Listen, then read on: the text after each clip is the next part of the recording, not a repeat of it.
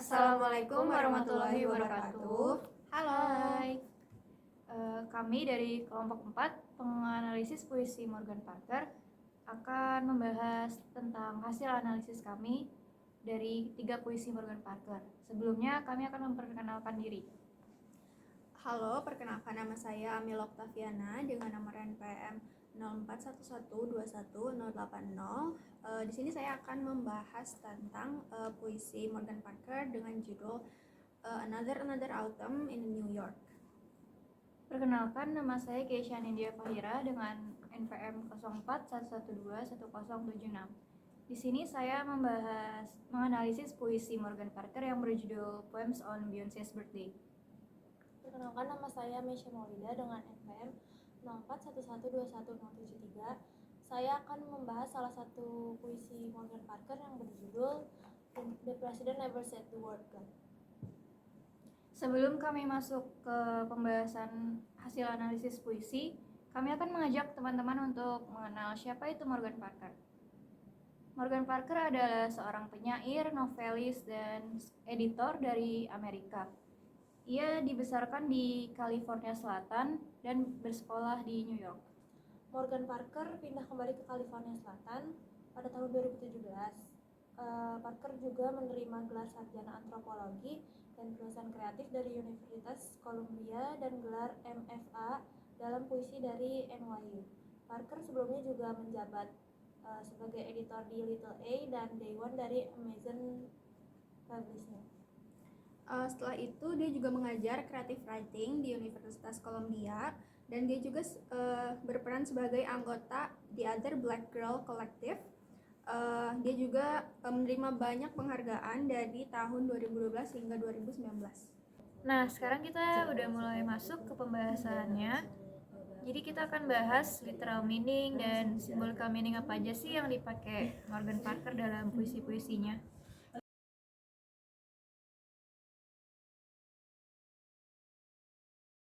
Jadi dari apa yang aku tangkap dari judul Another Autumn in New York, kalau arti harfiah atau symbolical meaning dari apa yang dia tulis itu, jadi musim gugur di New York itu kan dimulai dari bulan Oktober, terus bikin perpaduan antara hari yang hangat dan sejuk.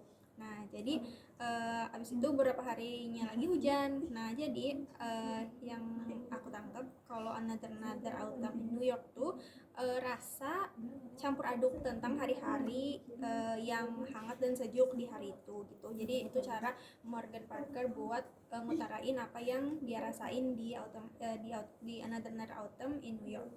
Terus ada juga makna simbolik dari judul ini. Kata gelap di sini, kata dark itu mengacu pada kehidupan yang menurut orang itu suram, tapi buat dia itu kayak jadi sebuah berkah buat dia karena dia yang ngerasain sendiri dan jadi kebiasaan gitu, jadi makanan sehari-hari dia gitu. Terus yang kedua ada party.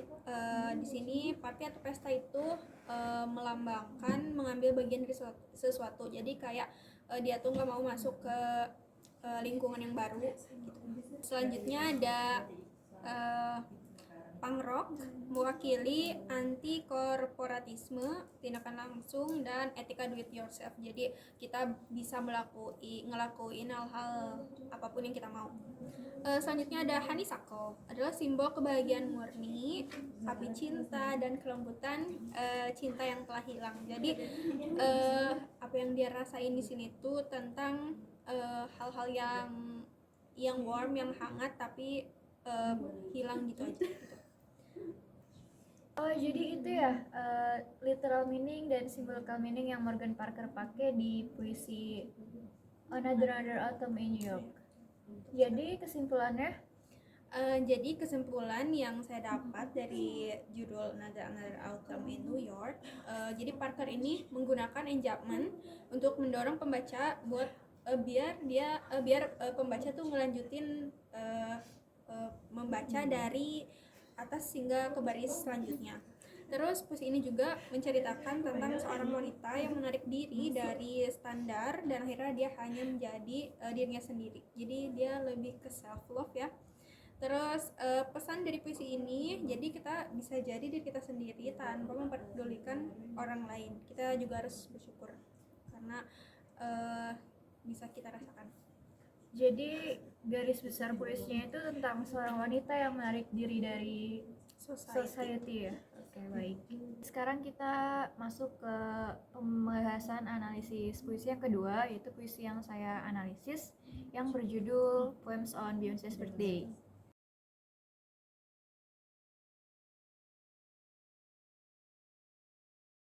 Yang pertama, saya akan membahas literal meaningnya.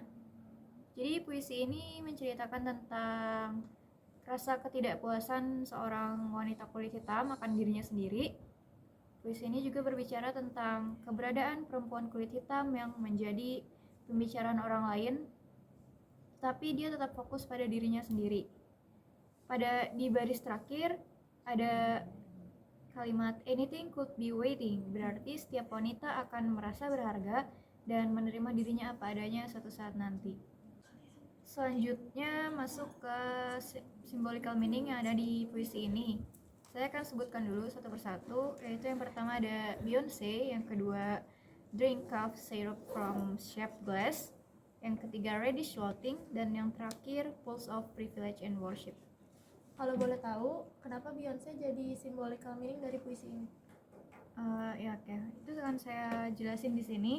Yang pertama Beyonce, jadi Morgan Parker itu menggunakan Beyonce sebagai representatif dari wanita kulit hitam di Amerika, karena Beyonce kan merupakan kulit hitam yang sukses ya di Amerika sana. Jadi seperti mewakilkan para wanita kulit hitam di Amerika sana.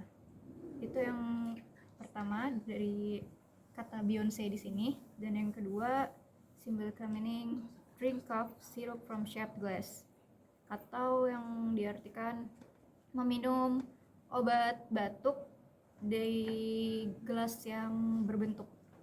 Selanjutnya symbolical meaning yang kedua yang terdapat pada puisi ini yaitu drink cough syrup from shaped glass, atau yang diartikan meminum obat batuk dalam gelas yang berbentuk. Terdapat pada baris pertama. Ungkapan ini mengacu pada wanita kulit hitam yang mencoba mematikan atau mengalihkan rasa sakitnya dengan cara meminum obat batuk tersebut sebagai bentuk pelarian mereka dari kenyataan yang menyakitkan. Seperti yang kalian tahu, di luar sana masih banyak kan yang rasis sama wanita kulit hitam. Jadi itu sebagai pengalihan ya, sebagai coping mechanism mereka. Obat batuk di sini tuh kan symbolical meaning ya. Jadi sebagai painkiller istilahnya. Nah, itulah cara wanita kulit hitam mengatasi kenyataan menyakitkan mereka di sana. Yang selanjutnya, yang ketiga ada reddish floating, terdapat pada baris 5. Ungkapan reddish floating pada baris kelima menggambarkan bagaimana seorang wanita merasa jijik pada dirinya sendiri karena tidak menerima dirinya apa adanya, sehingga sampai penuh kebencian terhadap dirinya sendiri. Penggunaan warna merah menyampaikan gagasan bahwa kebencian itu sangat menyakitkan, seperti luka terbuka atau memar, itu reddish. Yang terakhir ada pulse of privilege and worship pada baris ke-9.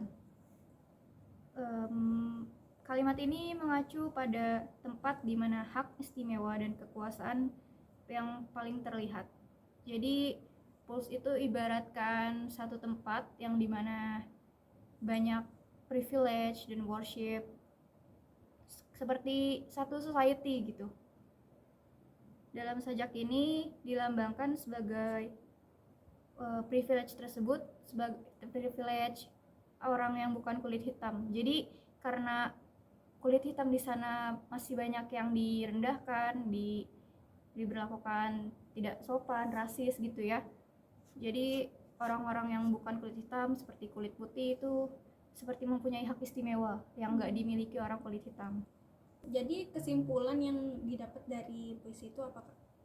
Kesimpulan dari puisinya itu seperti yang tadi dibilang di literal meaning, puisi ini menceritakan tentang wanita kulit hitam yang tidak puas terhadap dirinya sendiri karena sering mendapatkan perlakuan yang tidak baik seperti rasisme atau semacamnya. Jadi seperti itu. Selanjutnya itu ada salah satu puisi dari Morgan Parker yang berjudul The President Never Said the Word Black.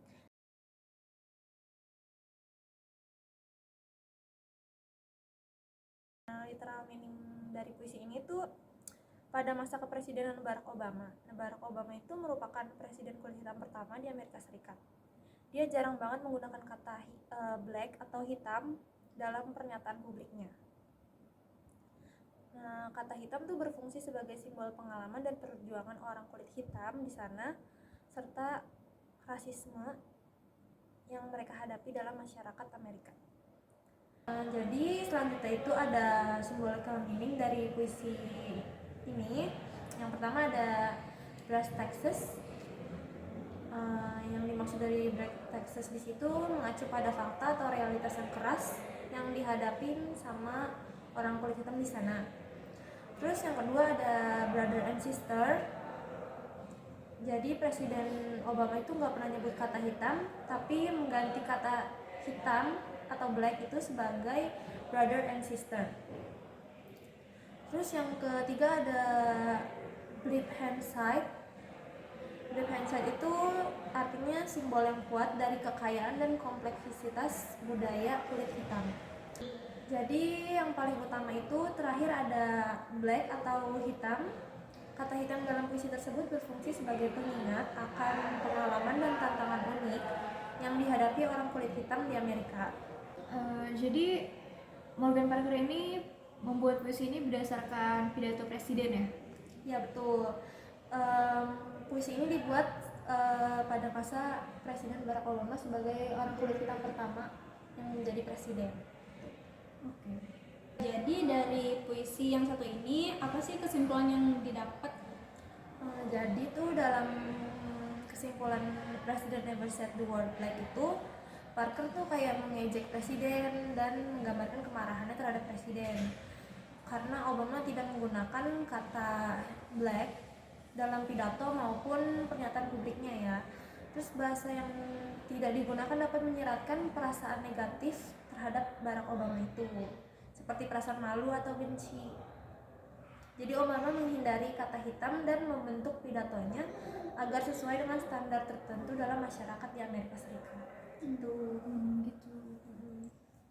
Jadi itu dia pembahasan dari hasil analisis puisi kami, yaitu Yang berjudul Another Autumn in New York dan Poems on Beyonce's Birthday, dan yang terakhir The President Never Said the Word Black. ya. Jadi dari ketiga puisi tersebut mempunyai satu tema yang sama, yaitu membicarakan tentang kulit hitam ya. Iya. Morgan Parker ini jadi membahas semua puisinya karena mungkin experience dia tentang dia dan teman dan rasnya yang berkulit hitam di Amerika. Ya, jadi memang tema besar dia itu adalah dia cenderung menggunakan tema kulit hitam karena dia sendiri pun orang kulit hitam ya. Iya. Ya, jadi selain membahas tentang kulit hitam juga, Morgan Parker juga membahas tentang feminisme di puisi-puisinya. Iya, seperti puisi saya tadi yang berjudul Poems on Beyonce's Birthday dan Another Autumn. Itu mengangkat isu tentang feminisme dan wanita kulit hitam. Sekian video tentang pembahasan analisis puisi kami. Kurang lebihnya mohon maaf. Wassalamualaikum warahmatullahi wabarakatuh.